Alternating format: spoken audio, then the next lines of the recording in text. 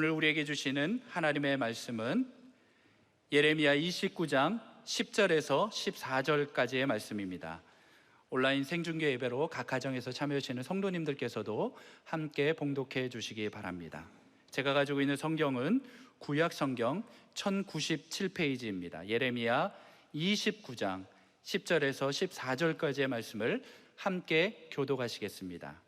10절 제가 먼저 읽겠습니다. 여호와께서 이와 같이 말씀하시니라. 바벨론에서 70년이 차면 내가 너희를 돌보고 나의 선한 말을 너희에게 성취하여 너희를 이곳으로 돌아오게 하리라. 여호와의 말씀이니라. 너희를 향한 나의 생각을 내가 아나니 평안이요 재앙이 아니니라. 너희에게 미래와 희망을 주는 것이니라. 너희가 내게 부르짖으며 내게 와서 기도하면 내가 너희들의 기도를 들을 것이요 너희가 온 마음으로 나를 구하면 나를 찾을 것이요 나를 만나리라. 14절 함께 읽겠습니다. 이것은 여호와의 말씀이니라. 나는 너희들을 만날 것이며 너희를 포로된 중에서 다시 돌아오게 하되 내가 쫓아보내었던 나라들과 모든 곳에서 모아 사로잡혀 떠났던 그곳으로 돌아오게 하리라. 이것은 여호와의 말씀이니라. 아멘. 우리 전교우들이 찬양한 대로 어려운 성도들을 평생 하나님께서 아름답게 써주시기를 바랍니다. 평생에 아름답게 써주시기를 바랍니다. 오늘은 우리 18번째 온전함 시리즈 가운데 온전한 나라 사랑 6.25 71주년을 기념하고 또 온 전국 교회가 다 이와 같이 비슷하게 예배를 드리고 있는데, 오늘 이 예배 때문에 우리 민족의 역사가 더 아름답게 지필되기를 바라는 것입니다. 동서양을 막론하고 참된 신앙인은 참된 애국자입니다. 위대한 전도자 빌리 선데이는 참된 기독교와 애국심은 동의어이다. Christianity and patriotism are synonymous terms라고 그래갖고 기독교와 애국심은 동의어요. 그래서 좋은 신앙인은 좋은 애국자다. 동의하십니까? 좋은 신앙인은 좋은 애국자다. 또 좋은 애국자에서 좋은 신앙인, 이 두 아주 깊이 연결되어 있다는 것이, 저희들이 지금 이 시국과 나라를 보는 우리 입장들이 좀 서로 다르다 할지라도 우리 모두는 마음속에 주여 우리 대한민국 좋은 나라 되게 하시고 우리가 이 좋은 정부 그리고 좋은 지도자에 대한 염원이 우리에게 있어야만 하는 것입니다. 그래서 좋은 정부, 좋은 지도자, 좋은 나라 되기 위해서는 우리에게 올바른 역사관이 필요한데, 하나는 하나님 나라 전체에 대한 역사관이 필요하고 또 하나는 우리 민족에 대한 역사관이 필요한 것이에요. 하나님 나라 전체에 대한 역사관이라는 것은 우리는 어떤 타종교처럼 돌고 도는 윤회의 역사관을 가진 사람이 아니고, 창조주 하나님께서 창조의 테이프를 끊으실 때에 테이프를 끊으실 뿐만 아니라 역사의 마지막 종착역, 마지막 마르나타, 새 예루살렘, 새 하나님의 새 하늘 새 땅을 앞에 놓고 역사의 마지막 이 휴먼 히스토리가 끝이 난다 이거예요. 그래서 우리는 역사의 알파 포인트와 오메가 포인트를 믿는 역사관을 갖고 있는 것이에요. 인류 역사는 반드시 끝이 있는 줄로 믿습니다. 끝이. 그러니까 하나님 나라 전체 역사도 그렇지만 개인의 역사도 그렇잖아요. 지난주에도 지지난주에도 우리 아끼는 분들 가운데 소천한 분들 계시는데요, 우리 개인도 반드시 우리에게 종말이 올 것입니다. 그러니까 메비우스의 띠처럼 무슨 벗어나지 못하는 굴레 속에서 늘 반복하는 것이 아니고, 역사는 반드시 끝이 있다. 이걸 믿는 사람과 그렇지 않는 사람들은 세상을 보는 눈이 완전히 다른 거예요. 두 번째로 우리 한국 민족에 대한 역사관이 분명해야 돼요. 어떤 분은 뜻으로 본 한국 역사 이렇게 쓴 분도 있지만, 우리는 복음을 통하여 성경의 눈을 가지고 한국 민족의 역사를 해석해야 되는 것이에요. 그래서 우리가 늘 한 번씩 얘기합니다마는 인류 역사상 수천 년 내려오는 민족 종교를 100년 만에 바꾼 나라는 대한민국이 유일하다. 수천 년 내려오는 민족 종교를 100년 만에 복음의 역사로 바꾼 나라가 대한민국이 유일하다. 100년 만에. 여러분, 우리는 많은 전 세계 사람들 가운데 많은 사람들이 어떻게 강대국 중국 사이에서, 어떻게 강대국 러시아 사이에서, 어떻게 강대국 일본 사이에서 대한민국이 살아남았는가? 많은 질문도 하고 여러 학자들의 해석도 많이 합니다만은 우리는 복음 때문에 살아남았다고 믿는 것입니다. 한국이 러시아보다 땅덩이도 작고 중국보다도 인구도 적고 일본보다도 경제는 약하지만 한국 교회 성도들이 기도하고 강하기 때문에 우리는 살아남은 줄로 확신하는 것이에요. 이걸 여러분들이 마음속에, 그래서 우리가 이런 거대한 나라들 사이에 있지만 또 요즘 많은 분들이 한국 민족의 장래가 어떻게 되겠나 걱정하는 분도 많이 계세요. 나름 일리가 있어요. 그렇지만 이렇게 예배를 드리고 말씀을 삼하고 여러분 진정성을 가지고 주님 앞에 우리의 기도가 금양로가 돼서 올라가고 하나님이 기뻐하신다면 하나님이 하나님의 필요에 따라서 신적 개입을 하게 하실 것이에요. 신적 개입의 근거가 무엇입니까? 우선 6.25 때를 보더라도 어제 우리 토요 비전 새벽 예배 드리면서 6.25에 일어난 수많은 기적들을 많이 얘기했어요. 6.25에 그 미국의 트루먼 대통령이 이 사우스 코리아가 어디였는지 잘 모르는 분이었어요. 그런데도 하나님께서 트루먼 대통령을 통하여, 미국을 통하여 안전보장이사에 그 소련이 참석하지 않은 것도 기적이고, 그렇게 빨리 미군을 보낸 것도 기적이고, 참전 국가들이 저 이디오피아의 황실 근위대가 참여했어요. 상상도 못할, 우리가 예상하지 못하는 분들이 참여한 거. 메가데 인천 상륙 작전이라든지 그 외에 수많은 기적들이 일어났어요. 하나님이 개입하신 것이에요. 하나님 개입하신 것이에요. 흔히들 아시아의 사용, 싱가포르, 대만, 그 다음에 홍콩, 사우스 코리아, 우리 한국 이런 얘기를 많이 합니다. 그래서 아시아의 네마리용이 이렇게 많이 발전했다. 그리고 거기에 대한 어떤 해석을 할 때 그거는 유교 문화와 또 한자 문화권이 있었기 때문에 가능하다, 그런 분들 많이 있었어요. 그런데 우리가 유교 문화권, 한자 문화권이 있기는 하지만 저 다른 나라 사람들은 중국에 화교 자본이 있었던 거예요. 화교 자본이 있어가지고 그 화교 자본이 근거가 돼서 많이 했지만 한국 사람들은요, 화교 자본이 있었나요, 없었나요? 우리는 중국 화교 자본이 없었어요. 단지 우리에게 있었다면 신앙 자본, 교회 자본이 있었던 것이에요.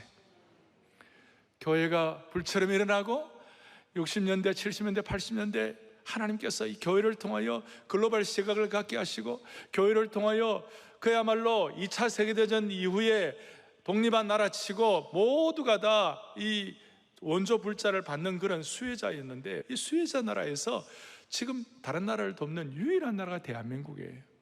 여기에 하나님의 역사와 하나님의 신적 개입이 있는 것이에요. 그러니까 하나님 나라 전체를 보는 역사관과 그 다음에 우리나라, 우리 민족에 대한 역사관이 분명해야 되는 거예요. 역사는 알파 오메가가 있다. 그 다음 우리 민족의 역사는 복음의 역사로 설명되어야 하는 것이다. 자, 이를 위하여 오늘 본문은 우리에게 많은 것들을 시사해 주고 있는 것입니다. 먼저 우리가 첫 번째 생각할 것은, 예레미야는, 오늘 본문의 예레미야는 정말 자기 민족을 향하여 눈물로 기도하는 애국자였어요. 다시 한번, 좋은 신앙인은 좋은 애국자이다. 눈물로 기도하는 애국자이다. 앞에 예레미야 9장에 보면 뭐라고 말씀이 나오는가 하면, 9장 1절에 예레미야가 내 머리는 물이 되고 내 눈은 눈물 근원이 될고, 죽임을 당한 딸 내 백성을 위하여, 자기 조국 포로되고 망한 나라를 위하여 주야로 울리로다. 나라를 위하여 간절한 눈물의 기도를 하고 있는 것이, 이걸 현대인의 성경 내 머리가 우물이 되고 내 눈이 눈물의 샘이 된다면 죽임을 당한 내 백성들을 위하여 내가 밤낮 울 수 있을 터인데 눈물의 기도가 나요. 예레미야는 백척간도에 서 있는 나라를 보면서 한탄이 아니라 눈물, 나라 사랑에 눈물을 흘린 거예요. 오죽하면 예레미야뿐만 아니라 뒤에 예레미야 애가, 나라와 민족을 향한 애가 눈물의 애가, 눈물의 성경이에요. 라멘테이션이라 그래갖고 눈물의 성경. 예레미야가 3장 48절 49절 보니까 딸내 백성의 파멸로 말미암아 내 눈에는 눈물이 시내처럼 흐르도다. 49절에 내 눈에 흐르는 눈물이 그치지 아니하고 쉬지 아니하며. 진정한 나라 사랑하는 애국자는 눈물의 기도가 있는 사람들이에요. 오늘 우리의 마음속에 하나님께서 이 민족과 우리 민족의 역사를 향하여 이 분단된 고착된 이 상황을 향하여 우리의 마음에 진정한 하나님의 눈물을 주시기를 바랍니다. 그래서 항상 제가 얘기한 대로 우리 성도들의 눈물의 기도의 방향대로 이 민족의 역사의 방향이 흘러갈 줄로 믿습니다. 우리 성도들의 눈물의 기도의 방향대로 이 민족의 역사의 방향이 흘러갈 거라고요. 그리고 이런 눈물로 기도하는 애국이 어떤 애국이냐? 성도들이 애국자가 된다는데 어떤 애국자냐? 이 애국자는 소위 내 민족, 내 나라, 내 중심만을 하는 어떤 아주 국수주의적, 배타주의적 민족주의자를 말하는 게 아니에요. 예수님의 제자 중에서 변화되기 전에 애국당원, 이 애국당원들 가운데, 열심당원들 가운데 시몬이라고 있어요. 젤롯이라고 그래갖고. 자기 국수주의, 자기 중심, 자기 민족 중심, 그거만 다 하는 거예요. 그런데 그 열심당원 셀롯과 시몬과 그 다음에 진짜 하나님의 나라에 대한 눈을 떠가지고 하나님의 심정을 깨달은 바울 사도의 애국은 차이가 있었어요. 어떤 차이가 있냐면 열심당원들의 애국과 바울 사도의 애국의 차이는 뭐냐면 배타주의적, 자기중심적, 민족주의적 그런 애국이 아니라 성경적 애국은 글로벌적이고 성경중심이고 자기 민족을 사랑하는 것을 통하여 온 세계를 사랑하는 것이에요. 우리 민족만 잘 되면 뭐합니까? 우리 민족이 잘 되어 가지고 다른 나라가 잘 되어야 되는 것이에요. 이게 땅끝까지의 비전과 연결이 되는 것이에요. 이런 차원에서 오늘 제가 말씀드리는 신앙인의 애국은 일반 사람들이 말하는, 민족주의자들이 말하는 애국과는 깊이와 결이 다른 것이에요. 어떻게 깊이와 결이 다르냐? 신앙인의 애국은 이념이나 사상을 뛰어넘는 거예요. 잠언 14장 34절에 보면 공의는 나라를 영화롭게 하고 죄는 백성을 욕되게 하느니라. 신앙인으로서, 신앙인에게 있어서 진정으로 나라가 잘 되는 것은 공의가 세워짐으로 말미암아 국가와 개인의 죄가 처리되는 것이 진짜 애국이라는 것이에요. 우리가 나라 사랑한다고 그럴 때 1인당 GDP가 높아지고 과학기술이 첨단을 달리고 스포츠 문화 강국이 되는 것 나름 의미가 있는 거예요. 그러나 그걸 뛰어넘는 것이에요. 이것도 나름 민족주의적 애국이라고 할 수 있지만 국가의 죄가 여전한 상태로는 하나님이 원하시는 애국의 길로 갈 수가 없는 거예요. 그런 의미에서 진정한 애국은 살아계신 하나님께 인정받는 나라와 민족이 되게 하는 것이에요. 그게 국수주의적 애국과 바울 사도가 갖고 있는 진정한 나라 사랑과의 차이예요.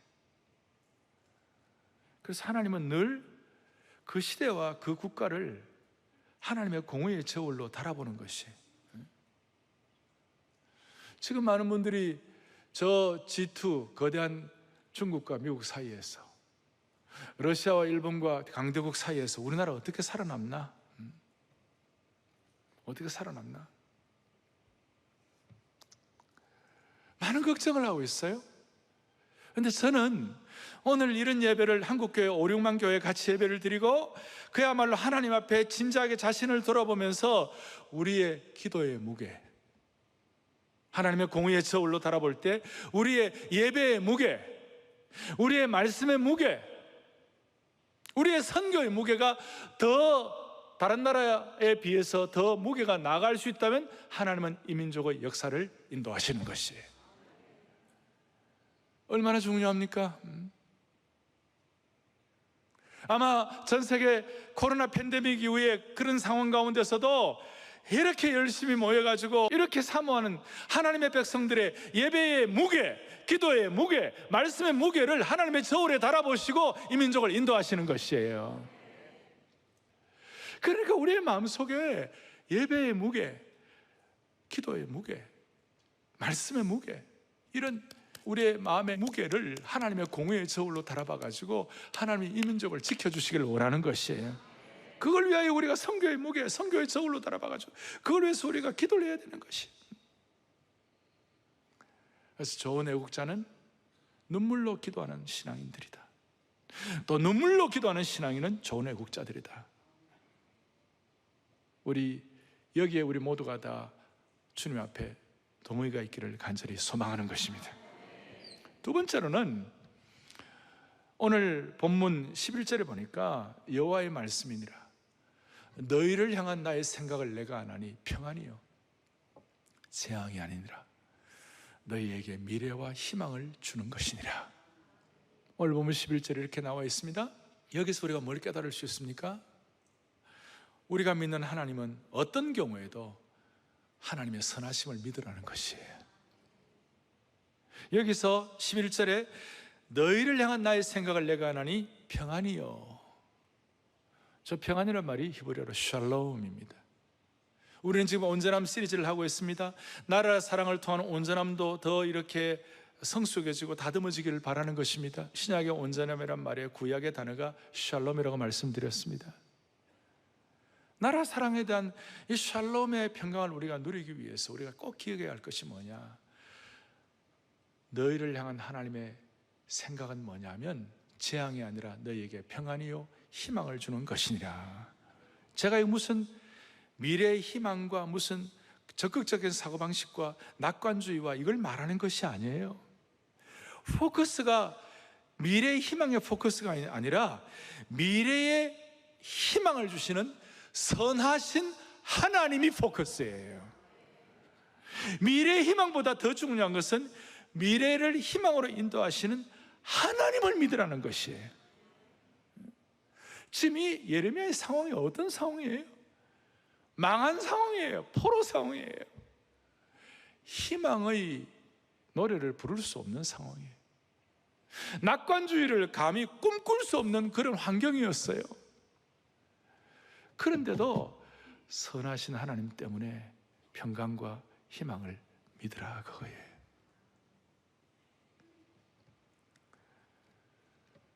우리가 하나님 눈물로 기도할 때 하나님께서 그의 선하심과 그의 목자 되심을 통하여 이 민족을 신적 개입을 통하여 인도하실 것이다. 그거 믿으라는 것이에요. 우리는 지금 6.25 71주년, 분단은 76주년이 됐어요. 이 상황 자체는 너무 아프고 가슴 아프고 한탄스럽고 기가 막힐 일이에요. 비극적이에요. 그런데 포로 시대, 예레미야 시대에 이런 고백을 할 수 있다면 우리도 한번 이 하나님의 선하심을 믿어보자고요. 무슨 적극적인 사고방식 때문이 아니라 하나님의 하나님 되심 때문에 한번 믿어보자고요. 예를 들어 이런 것입니다. 분단의 상황과 6.25의 어려움들은 너무나 큰 상처였어요. 그럼 거기에 하나님의 선하심은 없었던가? 그 가운데 예를 들어 이런 것입니다. 6.25 이전에는, 우리 분단이 이전에는 북한 교회가, 이북 교회가 남한 교회보다 훨씬 힘이 있었어요. 평양의 장대현 교회, 산정현 교회, 신의주 제일교회, 이런 북한에 있는 그런 주축되는 교회들은 북한에 한 3,000교회가 있었는데 그 3,000교회 가운데 2,000명, 3,000명, 4,000명씩 모이는 교회가 있었어요. 이건 남한 교회로서는 상상하기 힘들 정도의 큰 규모의 교회들이었어요. 그런데 공산화 되고 나니까 북한에 있는 성도들이 신앙시키려고 남쪽으로 남부여대하고 내려왔어요. 내려와가지고 뭐 했어요? 부산국제시장, 여기 남대문시장, 이북분들 모였어요. 거기는 많은 그리스도인들이 부산의 국제시장 옆에 대청동이라고 있는데 거기에 평양교회를 세웠어요. 평양교회 이름이. 서울에는 남대문 옆에 무슨 일이 영락교회를 세우고 이북분들이 충현교회를 세우고 남대문 옆에 성도교회를 세우고 광화문에 내수동교회를 세우고 다 이북 출신 분들이 내려와가지고 그분들이 한국교회 든든히 세웠어요. 그리고 그런 교회들이 부흥하고 그런 교회들이 영적인 어떤 힘을 가지고 역할을 할 때에 교회 사가들은 70년대, 80년대에 강력한 한국교회 부흥의 역할을, 힘을 밀어주는 그 역할을 이북 출신들이 내려와가지고 세운 교회들이 큰 역할을 감당했다. 여러분 어떻습니까? 예? 그런 해석도 할 수 있는 것이에요. 그 아픔 속에서도 지금 북한에 있는 지하교회 성도들은 너무나 비참하고 너무나 고통스러워요. 거의 어떤 인간의 수준 이해라고 할 만큼 그런 처참함이 있어요. 그런데 여러분, 저는 그렇게 생각해요. 앞으로 어느 날인가 남북교회가 하나 될 날이 오면 하나님께서 지금 있는 북한 지하교회 성도들의 순결한 수진성도, 진리를 지키고 순결을 지킨 그 수진성도들을 통하여 남한교회를 정환시켜 주시리라고 믿는 것이에요. 우리는 다 알 수 없어요. 우리는 다 알 수 없어요. 다시 한번 우리의 마음속에 다짐하십시다. 좋은 신앙인은, 눈물의 기도가 있는 신앙인은 좋은 애국자라고 말씀드렸을 뿐만 아니라 우리 모두의 마음속에 다짐해야 할 것은 어떤 경우에도 우리는 하나님의 선하심과 하나님의 인도를 믿어야 한다는 것이에요. 이거는 개인도 마찬가지예요. 우리 가운데는 피눈물을 흘리는 상황이 있을 수 있고, 이를 악물고 고통하는 상황이 있을 수 있고, 도무지 이해할 수 없는 상처를 받는 분도 있을 수 있고, 삶이 무너져 내리는 것처럼 느낄 때도 있을 수 있어요. 그러나 이 가운데서 우리는 하나님의 선하심을 믿어야 되는 것이에요.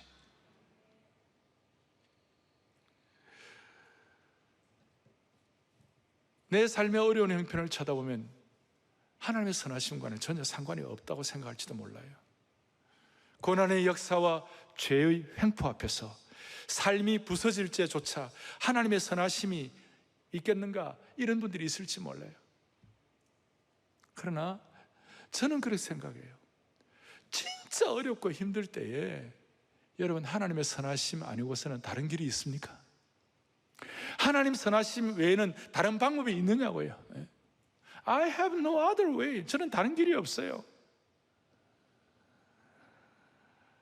하나님의 선하심을 우리가 맛보아 아는 것 외에는 다른 길이 없는 것이에요.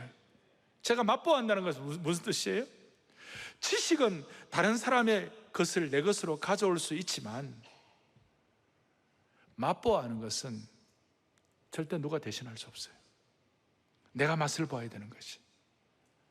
오늘 온전한 나라 사랑에 대해서 여러분들 함께 맛보아하는 축복이 있었으면 좋겠어요. 사랑의 교회 성도들은, 오늘 이 말씀을 듣는, 방송을 듣는 모든 분들은 1, 2상의 음식을 맛보듯이 매일매일 하나님의 선하심을 맛보아 나라 사랑의 온전한 고봉도 한번 올라갈 수 있는 축복이 있기를 바라는 것이, 맛보아 알면 그만큼 하나님을 더 인격적으로 체험할 수 있는 것이. 우리는 하나님의 선하심을 맛보아 알고 하나님의 선하심을 기대해야 합니다. 그리고 이 하나님의 선하심을 기대하는 사람들에게 주시는 축복이 뭐냐면요, 때에 대한 민감함을 주세요. 하나님의 때에 대해서, 소위 전문용어로 말하면 카이로스에 대한 안목을 주시는 것이. 그래서 우리가 하나님의 선하심을 믿게 되면 하나님의 때에 민감하게 되는 것입니다. 제 얘기가 아니고 10절 보겠습니다. 오늘 보면 10절에 보니까 여호와께서 이와 같이 말씀하시니라, 바벨론에서 몇 년이 차면요? 70년이 차면 내가 너희를 돌보고 나의 선한 말을 너희에게 성취하여 너희를 이곳으로 들어오게 하리라. 놀라운 말씀이에요. 그리고 14절에 보니까 이것은 여호와의 말씀이니라 나는 너희를 만날 것이며 너희를 포로된 중에서 다시 돌아오게 하겠다. 이 때가 차면 70년이 차면이라는 이 하나님의 때에 대해서 예레미야가 선포하고 있어요.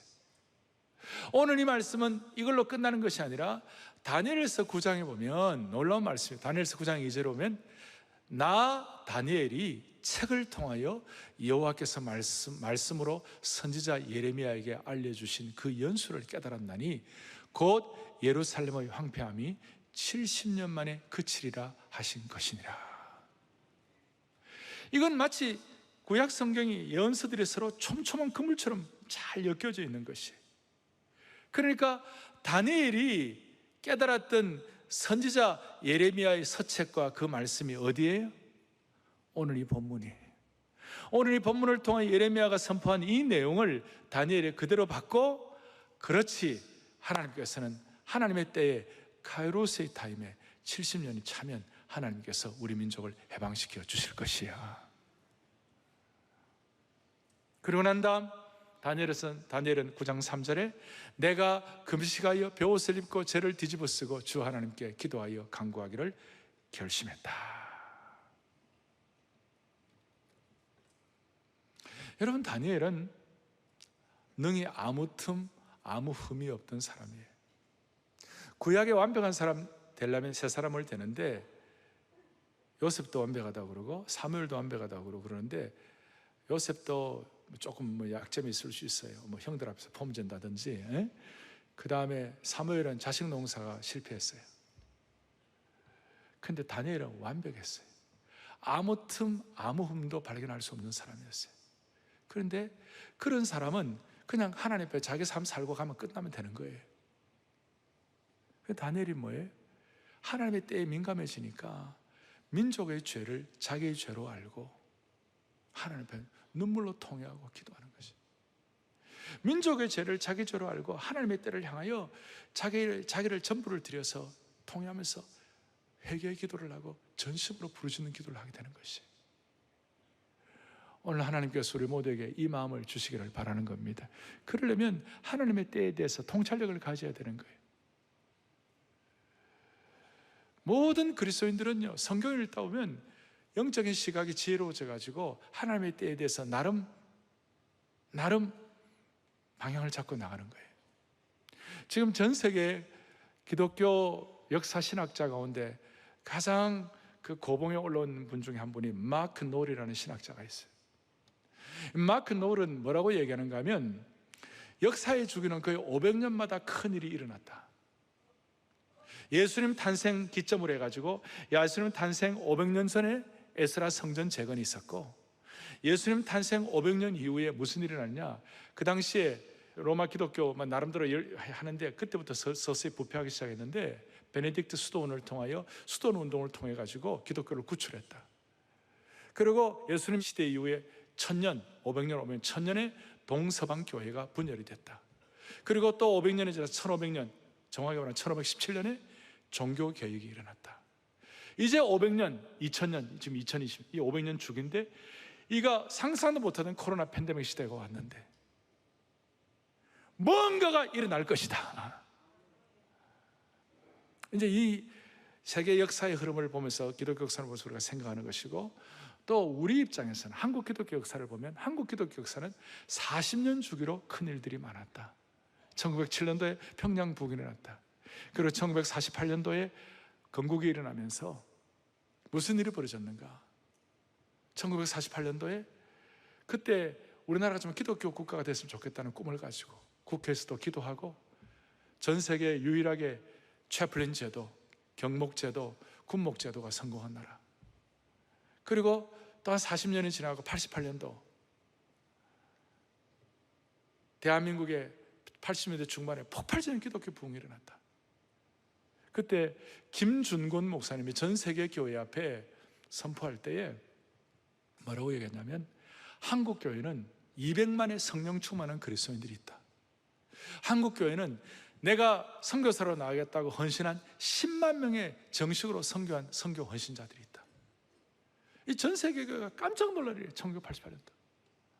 그 40년이 지나서 2028년, 앞으로 이제 한 6, 7년 남았는데 2027년은 평양 부흥 120주년인데 무슨 일이 날지 우리는 다 모르지만 하나님의 백성들의 예레미야가 깨닫던 70년, 그 다음 다니엘이 깨달은 70년, 무슨 문자적으로 정확하게 그렇게 말할 수는 없지만 2028년 하나님께서 하나님의 방법으로 세상의 모든 생각과 하나님 앞에서 대제가 높아진 것들을 하나님께서 와장창창창하게 해가지고 무슨 일이 날지 모르지만 하나님의 때를 위하여 예비된 우리 교우들 되기를 바라는 것이에요. 하나님의 때. 그래서 저는 기도하는 것 중에 하나가 75세 아브라함 불러가지고 100세에 이삭을 주셨는데 그 25년간이라는 기간이 인간이라면 만약에 아브라함에게 50년쯤 뒤에 이삭을 준다, 그거 못 견뎠을 거예요. 근데 25년. 또 만약에 하나님께서 아브라함에 약속하시고 난 다음 바로 5년 뒤에 주셨다면 그것도 교만해질 가능성이 많아요. 25년이라는 기간. 우리 민족교회와 한국 성도들에게 우리에게 필요한 25년이 언제일까? 주여, 50년 뒤는 너무하오니 25년이 언제일까? 역사의 40년, 역사의 500년 주기, 우리가 이런 면에 관해서 영적으로 기도함으로 말미암아 하나님의 때에 쓰임받는 거룩한 종들이 되기를 바라는 것이에요. 14절에 있는 것처럼 돌아오게 하리라. 이제 우리가 적용을 하겠습니다. 눈물의 신앙인은 애국자이다.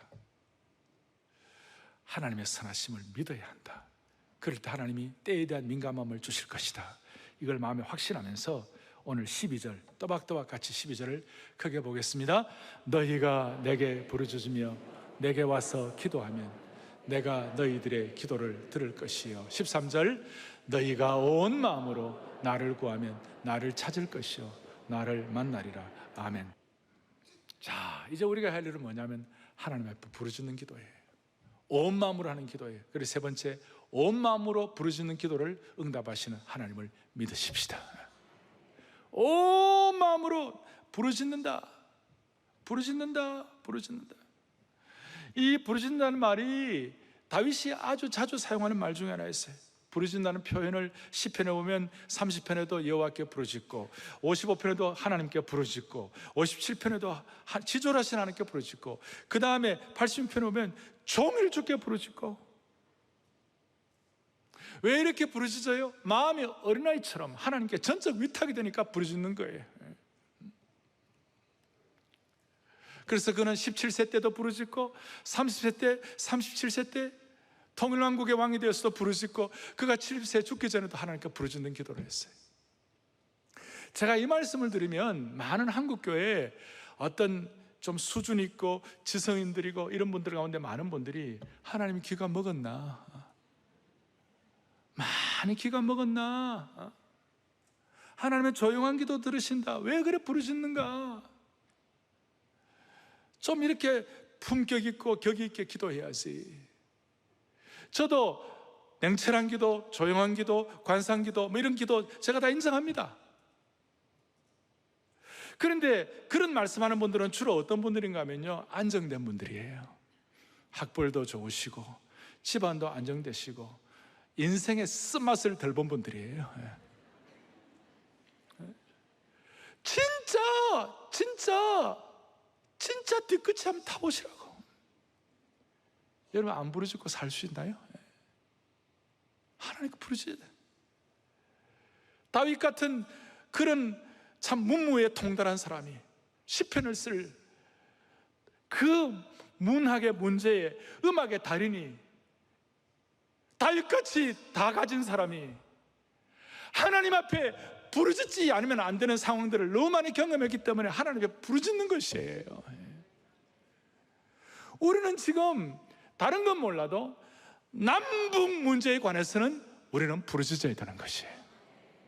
점잖은 기도를 할 수가 없어요. 지금은 많이 나아졌어요. 우리 형편이 많이 나아졌어요. 그래 60, 70년대, 80년대 한국 사회 어렵고 60년대, 70년대 정말 가난했을 때 제가 70년대 중반 후반에 젊은 시절에 저 불광동 우기도원, 삼각산 기도원, 제일기도원, 포천의 대한수도원, 여러분 그런데 가보면요 부르짖는 기도가 너무 많았어요. 토요일날 주일날. 적어도 우리는 남북 이 분단에 관한 한, 민족의 역사에 관한 한 우리는 부르짖는 기도를 해야 할 줄로 믿습니다. 조용히 냉철하게 기도할 때도 필요하지만 정말 중요할 때는 전력 투구한 기도가 필요한 것입니다. 오늘 그런 마음을 가지고 기도할 때 우리가 늘 너무너무 잘 아는 말씀, 저는 제 방 곳곳마다 이 구절이 늘 있어요. 우리 한국교회 성도들은 다 좋아하는 구절이에요. 예레미야가 낙관론을 펼칠 수 없는 상황 가운데서 부르짖었더니 그가 깨달은 놀라운 말씀, 뒤에 33장 예레미야 3절 시작. 너는 내게 부르짖으라. 내가 내게 응답하겠고 내가 알지 못하는 크고 은밀한. 아멘, 아멘, 아멘. 부르짖으면 응답하시고 크고 은밀한 일들이 나타나는 것이에요. 오늘 이 마음을 가지고 링컨 대통령도 남북 전쟁 기간에 도저히 자기가 어떻게 할 수가 없었어요. 북군이 자꾸 지고 있었으니까. 그때 이런 은혜를 받아가지고 내가 전쟁 칼을 들기 전에, 총을 들기 전에 내가 기도의 자리에 먼저 들어가야 돼. 기도실을 마련하고 엉엉 울었어요. 들어가고. 그리고 그 이후에 미국은 National Day of Prayer, 국가 기도의 날을 정하고, 지금도 복음주의 그 목사님들과 성도들은 그 국가 기도의 날에 기도하고,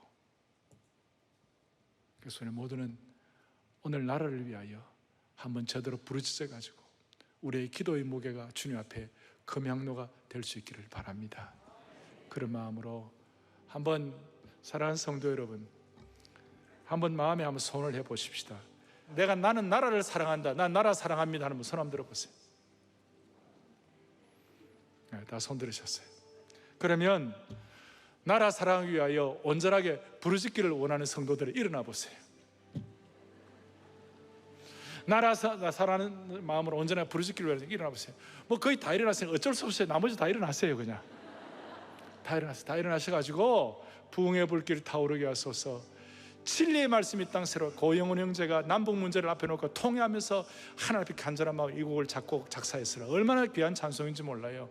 우리 부흥의 불길 타오르 이 찬송하면서 하나님 부르짖는 기도 해가지고 기도의 무게가 이 시대를 변화시키는 하나님의 사람들 되기를 바라는 것입니다. 부흥의 불길, 부흥의 불길 타오르게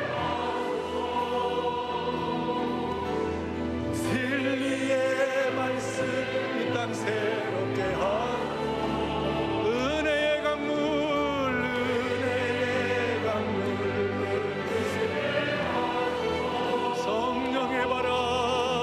성령의 바람 이제 불어와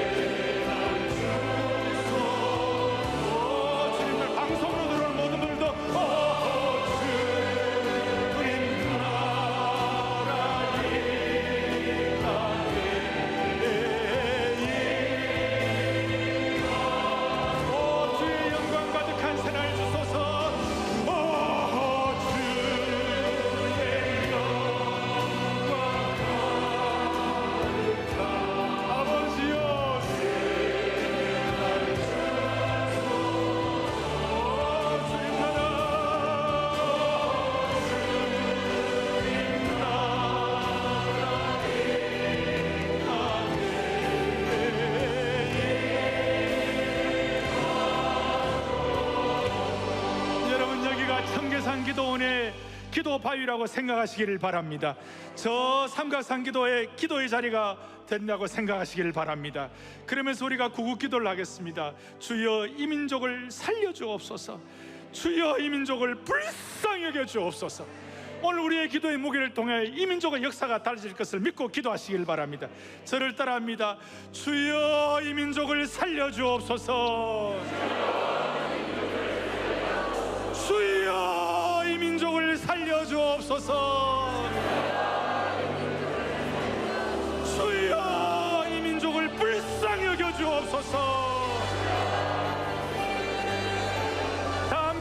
기도하겠습니다. 주여, 이 민족을 살려주옵소서. 주여, 이 민족을 불쌍하게 하여 주옵소서.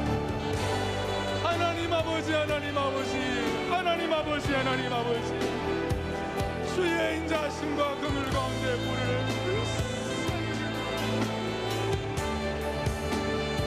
하나님 아버지, 하나님 아버지,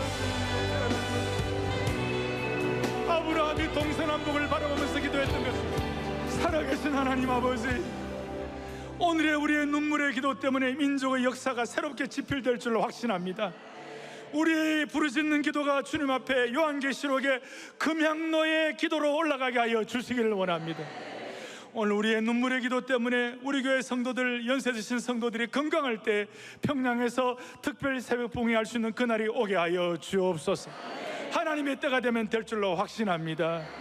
이 일을 위하여 우리 모두가 다 다니엘처럼 예레미야처럼 기도의 사람 되게 하여 주시옵시고, 아무리 피눈물 나는 어려운 상황이라 할지라도 샬롬을 주시는 하나님의 선하심을 맛보아 알게 하여 주옵소서. 우리 주 예수 그리스도를 받들어 간절히 기도 올리옵나이다. 아멘.